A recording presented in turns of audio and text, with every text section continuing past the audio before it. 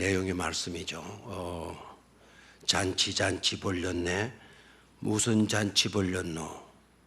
갑순이가 시집가고 갑돌이가 장가가는 그런 잔치가 아니고, 이 잔치는 오라비가 죽었다가 다시 살아난 일로 인하여서 생명을 다시 되찾은 일로 인하여서 잔치를 한 내용이죠. 그런 잔치죠.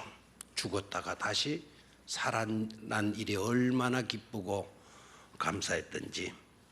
그래서 두 자매가 잔치를 준비를 하고 잔치를 벌인 겁니다.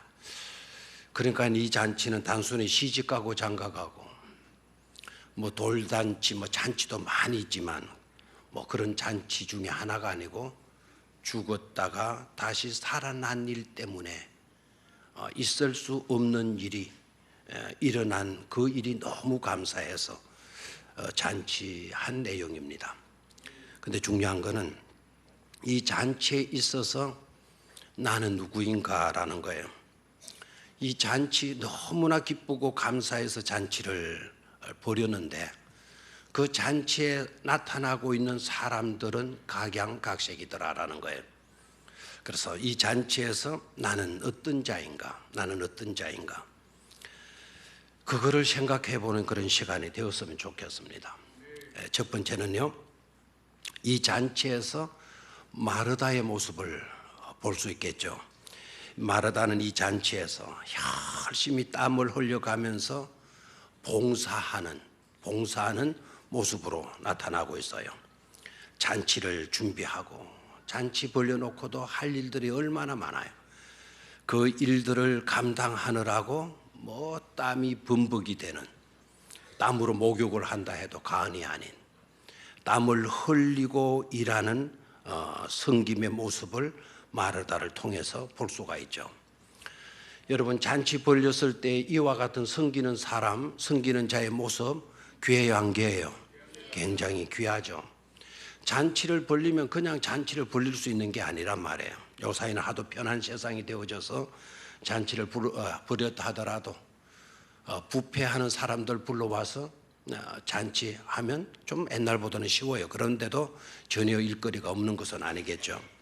옛날에는 잔치 벌리면 참 그 배후에서 일하는 사람들, 땀 범벅이 되어져 가면서 일하는 사람들, 그런 사람들이 있었기 때문에 잔치가 가능할 수 있는 것 아닙니까? 근데 오늘 마르다가 그런 모습을 우리에게 보여주고 있어요.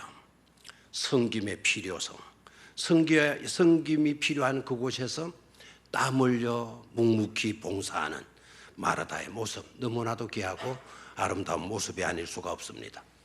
이런 사람들이 있기 때문에 흥겨워하는 사람들이 있는 거예요. 흥겨운 사람들을 위해서 이 사람들은 진탕 고생들 하는 사람들이에요.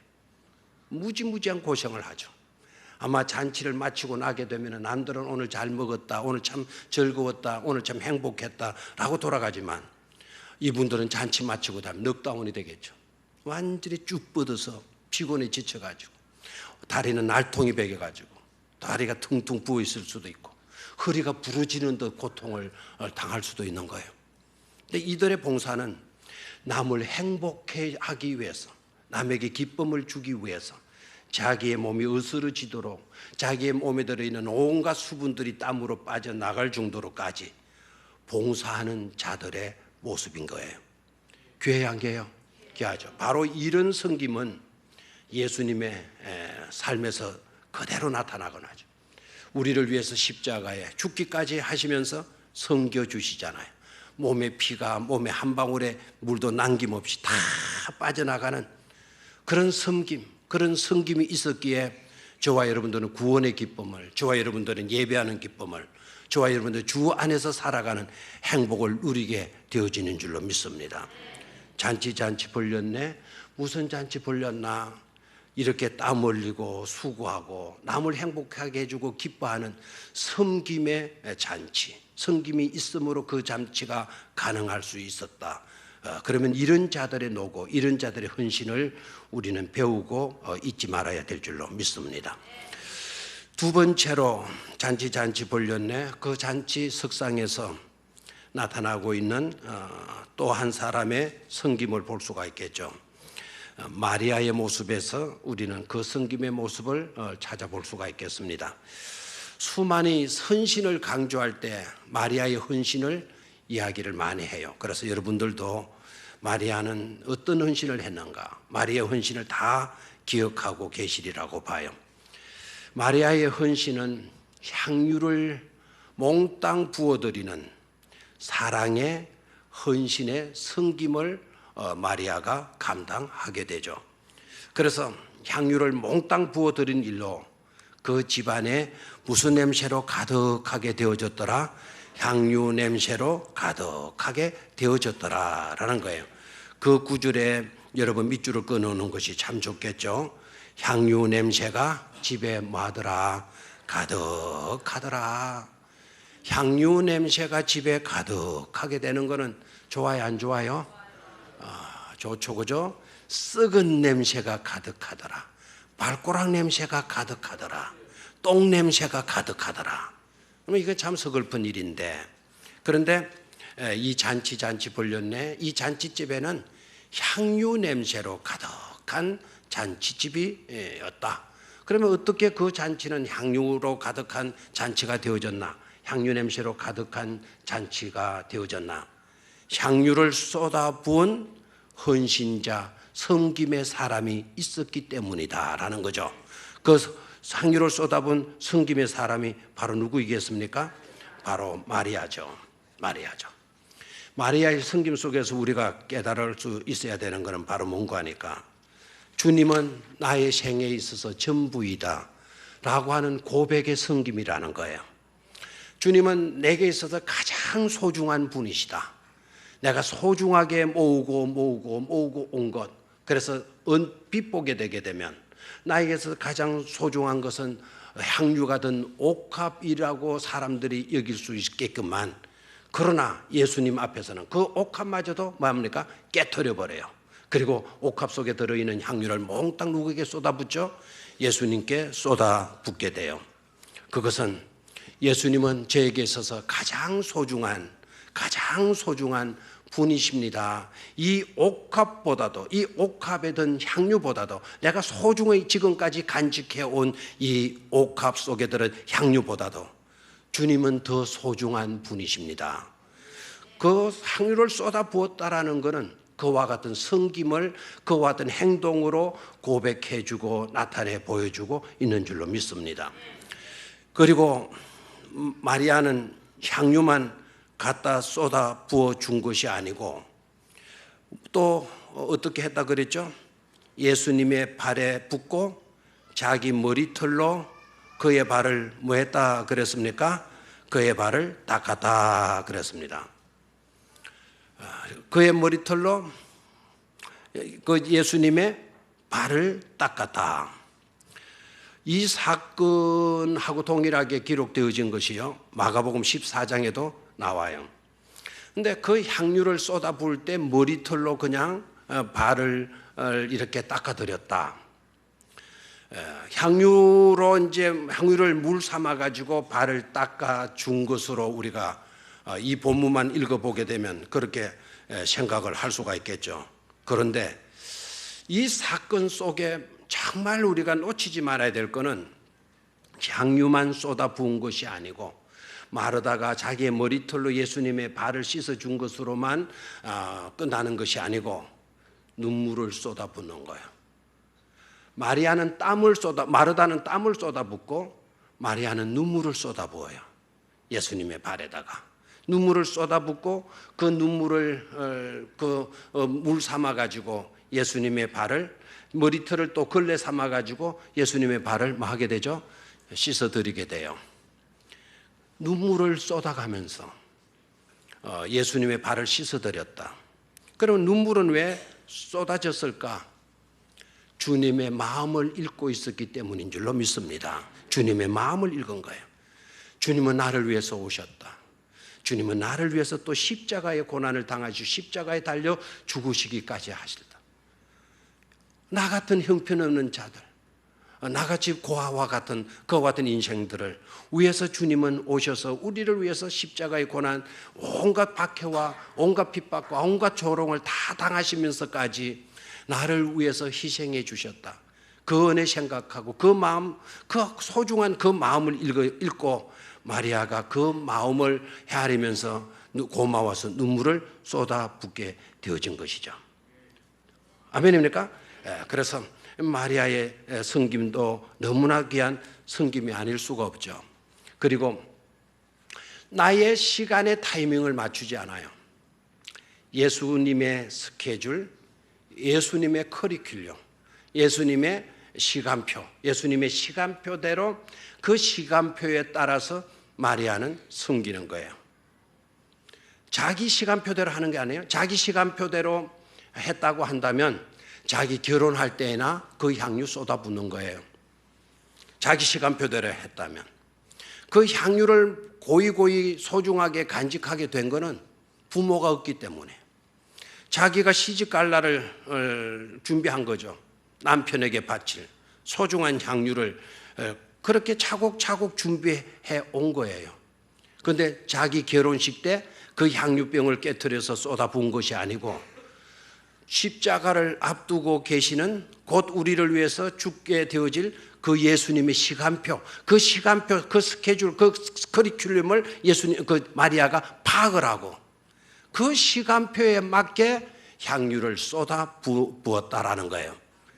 이런 섬김이 귀한 섬김이 아닐 수가 없는 줄로 믿습니다. 여러분들도 아마 봉사하고 섬김의 일들을 잘 감당해 오고 계시리라고 생각을 해요. 그런데 혹시나 우리들의 섬김이 이런 섬김이 아닌가는 반성을 해볼 수 있어야 되겠죠. 교회의 프로그램 일정이 잡혀지게 돼요. 그런데 그때에 나의 일정도 있는 거예요. 내 개인 우리 가정의 일정들도 있는 거예요. 그럴 때 나의 스케줄, 나의 시간표를 따르는 섬김이냐 아니면 주님을 위한 주님의 시간표를 따르고 있는 섬김이냐를 우리는 또 생각해 볼 수 있어야 돼요. 마리아의 섬김이 어떤 섬김이라고요? 자신의 시간표에 맞춘 섬김이 아니고 누구의 시간표에 맞춘 섬김이었다. 예수님의 시간표에 맞춘 섬김이었다. 그렇기 때문에 그 섬김은 고귀한 섬김이 아닐 수가 없었다라는 거예요. 잔치 벌렸네. 무슨 잔치 벌렸나? 그 잔치의 내용을 좀 우리는 알 수 있어야 돼요. 무슨 잔치였는가를 우리는 볼 수 있어야 돼요. 그 잔치가 어떤 잔치였나? 어떻게 그 잔치가 이루어질 수 있었나? 그 잔치 속의 성격은 어떠했나? 그 잔치 속에 참여했던 사람들의 모습은 어떠했나? 그거를 우리는 파악하고 그것을 깨닫는 지혜를 가져야 될 줄로 믿습니다.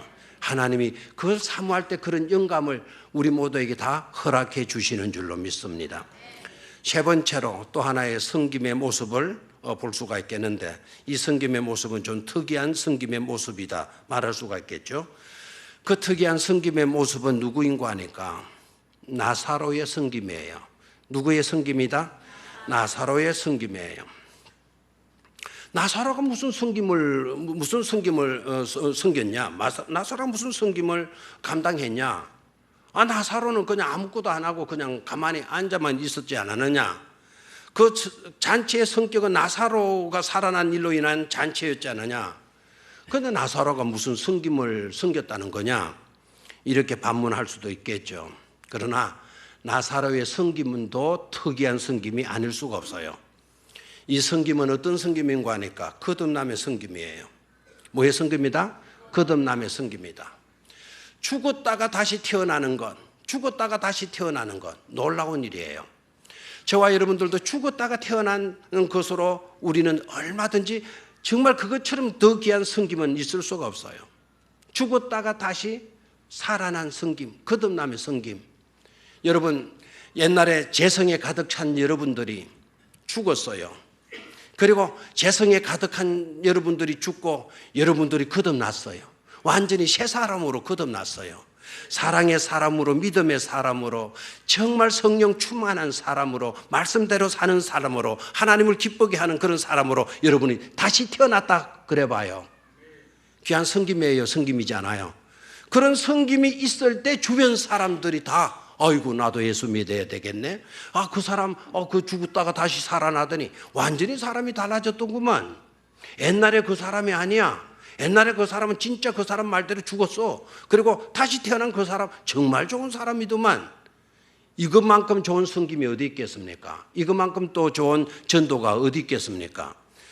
오늘 성경 말씀을 봐요. 9절을 봐요. 9절 시작. 유대인의 큰 무리가 예수께서 여기 계신 줄을 알고 오니 이는 예수만 보기 위함이 아니요 죽은 자 가운데서 살리신 나사로도 보려 함이러라. 아멘. 11절로 내려가요. 나사로 때문에 많은 유대인이 가서 예수를 믿음이러라 그랬어요. 누구 때문에 예수를 믿게 되었다? 예수님 때문에, 나사로 때문에 누구를 믿게 되었다? 예수님을 믿게 되었다라는 거예요. 살아난 나사로, 거듭난 나사로. 저와 여러분들이 예수님을 믿음으로 죄에 대해서는 죽고 의에 대해서 다시 살아난 거듭난 born again한 사람들이 되어지게 되면 여러분들을 통해서 우리들을 통해서도 예수 믿는 역사가 일어나게 될 줄로 믿습니다. 이런 성김도 얼마나 귀한 성김입니까? 잔치 벌렸네 무슨 잔치 벌렸나.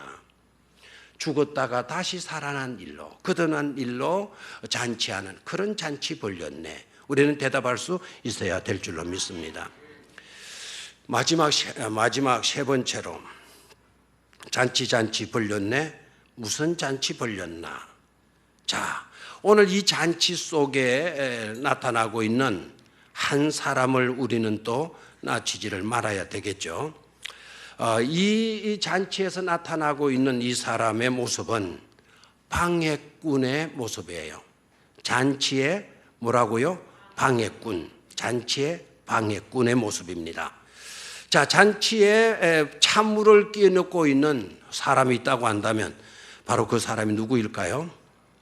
4절에 나오는 누구라고요? 가룟 유다. 제자 중 하나로서 예수를 잡아줄 가룟 유다가 말하되. 자, 성경은 그냥 아직 예수님을 잡아주지 않았은 상태니까, 아직 예수님을 팔아 넘기는 일이 아직 벌어지지 아니하는 상태니까 정확하게 성경을 기록하려고 하면 제자 중 하나인 가룟 유다가 말을 하되, 이렇게 돼야 맞는 것이죠. 현실적으로. 맞죠? 현실적으로는. 근데 이 성경을 기록할 때는 앞으로 되어질 내용까지 깨뚫고 이 성경을 기록하고 있다는 사실이죠. 앞으로 누구를 잡아 넘길, 예수님을 잡아서 넘길 누가 말하되? 가룟 유다가 말을 하되, 이 향유를 어찌하여 300데나리온에 팔아 가난한 자들에게 주지 아니하였느냐. 그렇게 찬물을 끼얹는 말을 하죠. 그렇죠? 여러분, 이 말이 찬물을 끼얹는 말이 아닌 것처럼 생각이 돼요. 합리적인 사고 속에 젖어 있다고 한다면 가룟 유다 말이 맞네 라고 여러분들도 생각하게 되어질 것입니다. 여기에 값비싼 향유가 있다 생각합시다. 그걸 여기에 쏟아 붓습니다. 뭐 예수님이건 누구이건 간에 쏟아 붓습니다. 그러면 여러분들이 여기에 가만히 앉아만 있겠어요? 아이고, 귀한 성김을 안에 오늘 너무나 멋진 봉사를 하는구먼. 여러분들이 그렇게 생각하고 아멘 하고 참 훌륭한 성김, 우리는 언제 저렇게 한번 해볼까 하는 그런 마음, 그런 생각들이 들겠어요? 아니면 왜 저렇게 쏟아붓노? 아이고, 아깝기로 해라. 저렇게 붓게 되면 저거 다 낭비, 저게 다 버리는 것 아니냐 저거? 아이고, 나중에 청소는 어찌 하려고, 누가 하려고 저렇게 쏟아붓냐. 그런 생각들이 들고요. 더 발전적인 생각, 저대로 쏟아서 못 쓰게 할 바에야 저걸 팔아가지고 누구한테 주는 게 낫겠다. 가난한 사람들에게 주는 게 낫겠다. 여러분들 그런 생각이 드나요? 찬물을 끼얹는 이야기예요.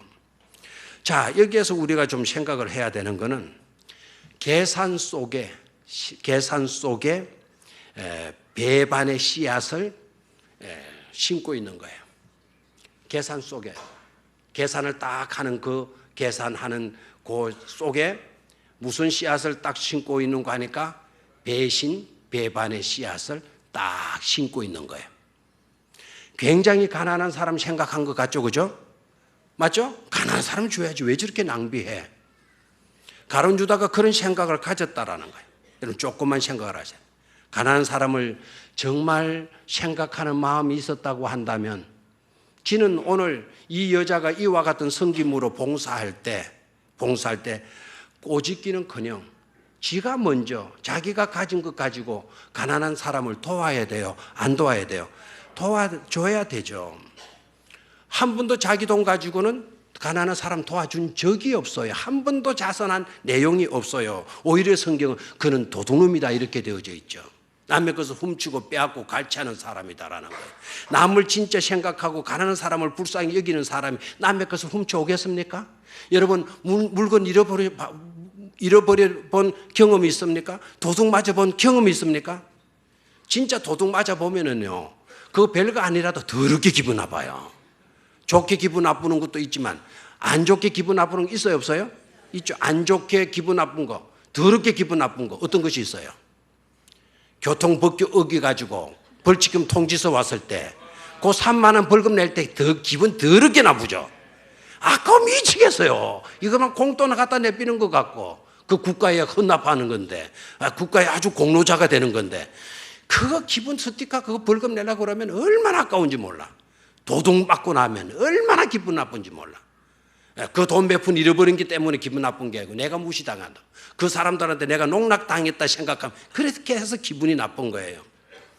가룟 유다, 지는 한 번도 남의 그 훔친 적이 없고 남을 잘하게 해준 사람처럼 자기 혼자 자성가 같고 자기 혼자 의로운 사람같이 말을 하고 있지만 남의 물건을 훔치고 온 일로 수많은 사람들의 가슴을 아프게 한 장본인 아닙니까? 그렇죠? 이런 거를 조심해야 돼요. 위장된 선행. 이런 것들을 우리는 좀 조심할 수 있어야 될 줄로 믿습니다. 진짜 가난한 사람들을 생각하는 사람은 오늘 이 여자가 행하는 일을 아깝다 생각 안 해요. 자기 것을 좀 더 가난한 사람들을 도와주지 못한 것 때문에 가슴 아파하는 그런 사람이라는 거예요.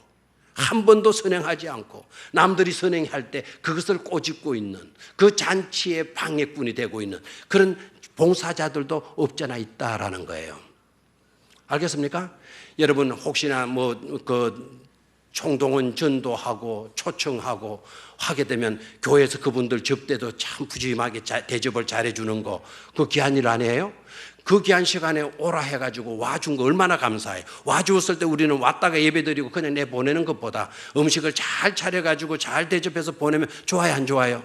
그러면 참 좋은 것 아닙니까? 그래서 그렇게 대접하려고 하면은 수고가 따라야 돼요, 안 따라야 돼요? 시장 봐와야 돼요. 나물 따듬어야 돼요. 이 더운데 그 버너에 불을 붙여야 돼요. 그리고 국을 끓여야 돼요. 밥을 해야 돼요. 밥을 퍼야 돼요. 국을 또 퍼야 돼요. 설거지 해야 돼요. 봉사 얼마나 많은지 몰라요. 그러면서도 기쁨으로 하는 거예요. 그 중에 한 영혼이라도 예수를 믿고 구원받는 사람이 있게 되어지기를 바라면서 기쁨으로 헌신을 하는 거예요. 근데 그런 일을 하면 무슨 놈의 그런 거를 하느냐고. 그래 해봤자 결신자들이 몇 명 생긴다고 그러느냐고. 한 번 삐쭉 왔다가 돌아가는 거 뭐 때문에 그렇게 하느냐고. 이 더위에 또 왜 그런 것을 해야 되느냐고. 봉사하기 싫고 그런 문제를 거론하지 않고 그런 식으로 핑계를 해요. 아셔야 돼요. 꼭 잔치 벌렸네. 그 잔치 속에 누구를 닮은 모습이라고 유다를 닮은 모습이라는 것을 깨달아야 된다 이 말입니다. 아멘 안 할 줄 알았어요. 왜 그런 걸 해가지고 이런 고생 시키느냐고. 한여름에 뭐 때문에 그런 거 해가지고 이렇게 이 더위에 그냥 봉사하게 만들고 힘들게 만들었냐고. 요새 사람들 다 약해 빠졌는데 뭐 때문에 그렇게 힘들게 봉사를 해야 되느냐고. 여러분 이런 이야기들 많이 나와요. 그 가룟 유다와 똑같은 이야기죠. 편하고 싶죠. 다들 편하게 신앙생활을 하고 싶죠. 요새는 핸드폰에는 신방 오는 것도 싫어하는 경향들이 얼마나 많은지 몰라요. 귀찮으니까 신방 오는 것도 싫다라는 거예요. 이런 시대가 되어졌죠. 봉사, 섬김, 땀 흘리고 수고하는 거 이게 다 싫어하는 거예요. 어떤 교회에서는 밥하는 것도 주일날 밥하는 것도 힘드니까 업체를 불러오는 거예요. 업체 불러와서 업체에다 다 떼는 주는 거예요. 그 사람들이 우리 예배 드릴 때 그 사람들 거기서 부엌에서 열심히 봉사를 하는 거예요. 그래서 대개 여러분 아시죠?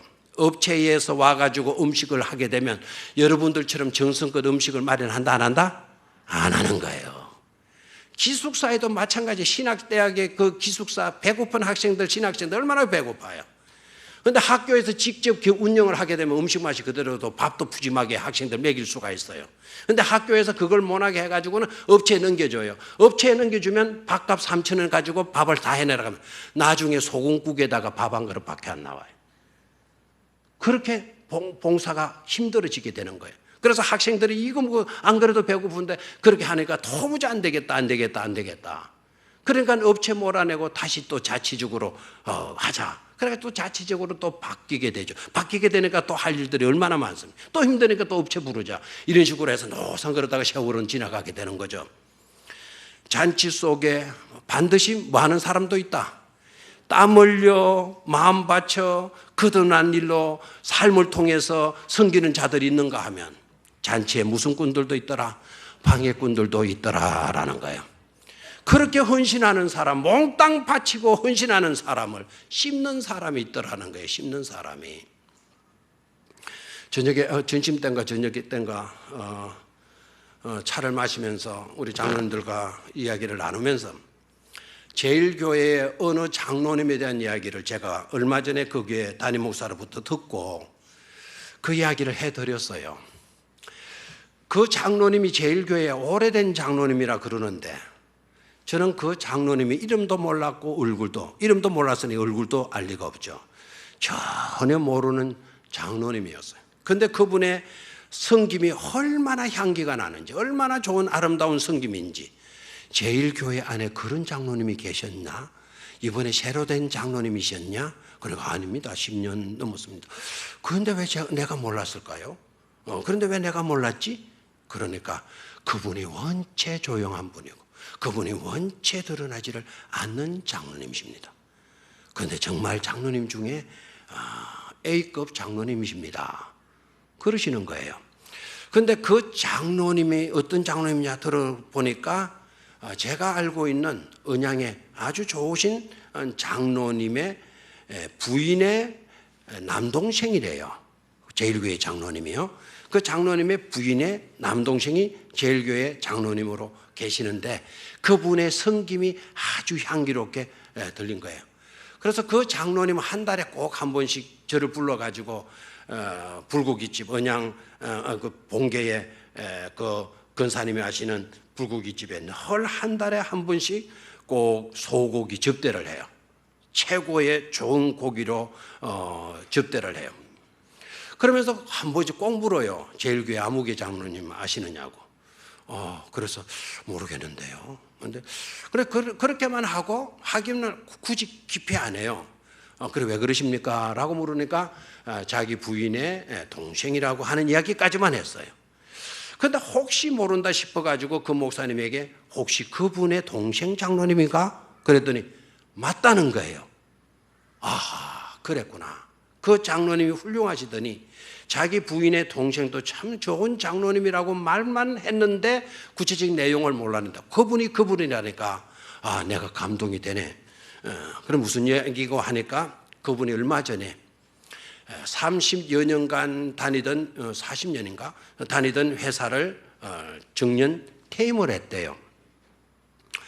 퇴임을 했는데 퇴직금 몽땅을 교회에 헌금으로 바쳤다는 거예요. 퇴직금 중에 10의 1조를 바친 것이 아니고 퇴직금 몽땅을 헌금으로 바쳤다. 그러면 어떻게 몽땅 바친 거를 네가 어떻게 알았나? 그러니까 몇 천, 몇 백, 몇 원까지 그대로를 바쳤다라는 거예요. 그래도 그거 11조로 그렇게 때려서 11조 액수라고는 안 맞는 거죠. 그러니까 퇴직금이 얼마냐니까 5억 몇천, 몇백, 몇천, 몇 원을 바쳤다라는 거예요. 퇴직금 얼마를요? 억이 넘는 돈을 몽땅 바쳤다라는 거예요. 그러면서도 누가 바쳤는지 모르게 무명으로 바쳤다라는 거예요. 그럼 목사님은 무명으로 바쳤더라도 감히 가는 사람이 있을까요? 없을까요? 있는 거죠. 아하, 이분이 이 현금은 아무개가 바쳤겠구나 느낌이 온 거예요. 그래서 나중에 그 분을 만났어요. 그 장로님을 만나가지고 장로님이 하셨죠. 그러니까 목사님은 하실 것 제가 알았습니다. 그런데 목사님 부탁합니다. 누가 했는지 목사님만 하시고 절대로 말씀하시면 안 된다. 그렇게 말씀을 하셨대요. 절대라는 게 있어요, 없어요? 없어요. 절대로 하지 말라는 절대 이야기를 저한테 들려주었다는 거 아닙니까? 그 목사님이. 참 감동이 되죠. 절대로 말하지 마라. 그래서 왜 이렇게 하시면 그래도 하셔서 남들이 아름다운 도전도 받을 수가 있잖아요. 그러니까 목사님 그랬으면 얼마나 좋겠습니까? 이렇게 몽땅 바치게 되면 그것을 씹는 사람도 있습니다. 씹는 사람도 있습니다. 이름을 박히게 되면 에이구 지 혼자 잘났다고 저러는 거 지만 믿으면 좋은 지 안 해?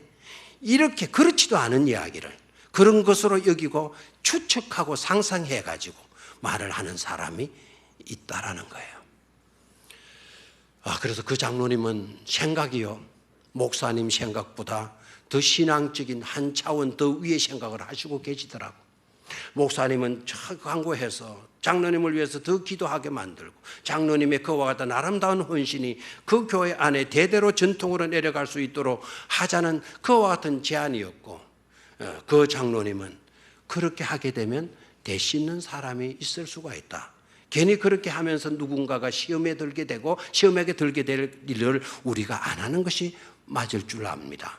그러니까 절대로 이름 밝히지 마십시오. 한 단계 위에 성숙된 사고를 하시고 계시더라는 거예요. 귀해의 한계예요. 그 이야기는 오늘 본문 속으로 돌아오게 되면 그게 바로 마리아의 헌신 아니겠습니까? 자기의 전 재산, 가장 소중하게 아껴왔던 그 옥합을 깨트려 부어드렸으니까, 몽땅 부어드렸으니까. 그게 조금 아까워가지고 행여나 모른다, 혹시 위급한 상황이 있을 수도 있으니까 그걸 몽땅 드리기 전에, 쏟아붓기 전에 가스맹수병이라도 가지고 와서 고개 좀 남가놓고, 그렇죠? 가스맹수병이라도 한 병이라도 남가놓고 쏟아부을 수도 있었겠구만. 그런 생각은 마귀가 주는 생각이다 생각하고 다 이런 자에 깨트려버리고 몽땅 쏟아붓는 그 헌신. 그러기에 하나님이 그야말로 그 헌신을 보시고 우리 주님이 그 헌신을 보시고 감동 먹으신 줄로 믿습니다. 가룟 유다야 가만두어라. 그 여자를 괴롭히게 하지 말아라. 그 여자로 하여금 괴로움에 빠지지 않도록 해라. 왜 그 여인의 헌신을 네가 씹고 있느냐? 왜 아름다운 헌신의 찬물을 네가 끼얹고 있느냐? 너 그러면 안 된다. 그러면 안 된다. 그리고 그 여인이 행한 일을 예수님이 받아들이죠. 그리고 자기의 장래를 위해서 이 여자가 한 일이라고, 주님의 스케줄을 깨닫고 쏟아부은 일이라고 예수님은 뭐 하게 되죠? 칭찬하시게 되어진 줄로 믿습니까? 잔치 벌렸네. 무슨 잔치 벌렸나? 그 잔치에 무슨 잔치 벌렸나? 자꾸 유행가인가 그게? 갑돌이가 시집가고 갑순이가 미안합니다. 가만히 있어봐라. 내가 뭐라 그랬죠? 갑돌이가 시집가고 그랬나요? 갑순이가 시집가고 갑돌이가 장가간다. 그 맞습니까? 잔치 벌렸네. 무슨 잔치 벌렸나? 갑돌이가 갑순이가 시집가고 그 다음에 뭐죠? CM송입니까? 원래 노래가 있었는데 그 다음에 구절을 알면 그것도 좀 재미나는 게 있는데, 갑돌이와 갑순이는 맞습니까? 갑돌이와 갑순이 한 마리 살았더래요. 둘이는 서로 사랑을 하더래요. 근데 그 사랑은 고백하지 못해가지고 비극으로 끝난 사랑 아닙니까? 그렇죠? 겉으로는 안 그런 척 했더래요. 속으로 사랑하면서. 그러니까 다른 데 장가가고 다른 데 시집 가버리잖아요. 그리고 또 달 보고 우네. 울기는 또 왜 울어 그래 놓고. 그러니까 사랑하면 고백을 해야 되는데 고백 안 하고 마음으로만 안 그런 척 했더래요. 꼭 가니까 알 수가 있나. 그래 갑수리도 시집 가버리고 시집 가니까 괘씸하다고 갑돌이도 장가 가버리고 다른데. 그래 놓고 또 달 보고 울었더래. 이게 참 재미나는 이야기죠. 그 코믹한 이야기죠. 그 이야기가 아닌데 이거는. 뭐죠? 잔치 벌렸네. 무슨 잔치 벌렸노? 예? 소고기 잔치? 모르겠어. 하여튼 그런 잔치만 매이지 말고 그 잔치 안에 섬김의 모습들, 어떤 섬김으로 그 잔치가 벌어질 수가 있었는가, 가능할 수 있었는가, 거기에 우리의 포인트를 맞추기를 바래. 알겠습니까? 거기에 포인트를 맞추게 되게 되면 하나님이 여러분에게 전율을 주실 거예요.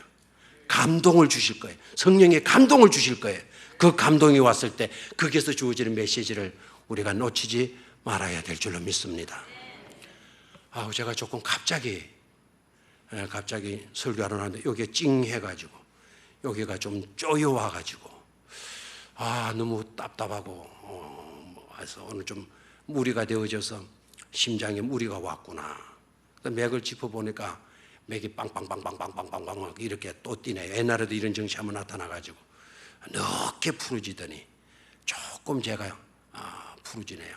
오늘 성경 본문 읽고 마치고 기도하고 돌아가라고 그렇게 하면 여러분들이 놀랄까봐 또 너무 또 추측하고 상상하게 될까봐 어떻게 하든지 설교 마칠 수 있도록 좀 해달라고 했더니 준비한 설교는 어느 정도 다는 못 했지만 어느 정도 마칠 수 있게 되어져서 너무나도 감사해요. 잔치 벌렸네. 무슨 잔치 벌렸나. 그 성김 속에 그 잔치가 가능할 수 있었던 성김의 사람들, 반면에 그 속에 또 방해꾼이 있었다는 거, 우리는 절대로 방해꾼은 되지 말아야 될 것입니다.